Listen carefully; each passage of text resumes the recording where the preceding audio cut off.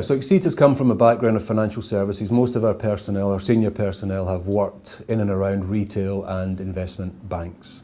Investment banks, you spur off into capital markets. Capital markets is where Thomson Reuters are, for example, which a lot of our personnel are familiar with, providing data, market data into banks. So you start to kind of get that ecosystem around the banks as well as just the banks themselves.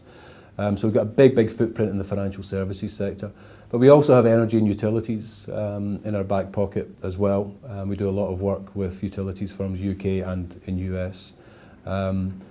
We have, it's the classic vertical versus the horizontal. If the verticals are the market sectors, then we'll work across many different market sectors. Our real focus is on the subject matter expertise of technology and how it can influence and drive the strategy of these firms forward. And they're very similar. It doesn't really matter what industry you're in. They're very similar challenges that are faced, obviously with specialist needs in certain areas.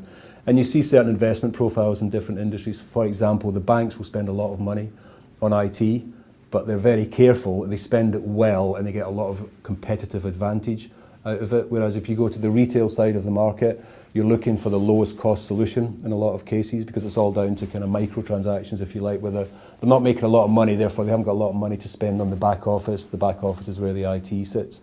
So they don't go mad on expenditure. They do enough in terms of what they need to do in order to support the front office. So you see those variants, but at its heart, they need data centers, they need storage, they need servers, they need applications, smart people to run it with a service wrap around it as well.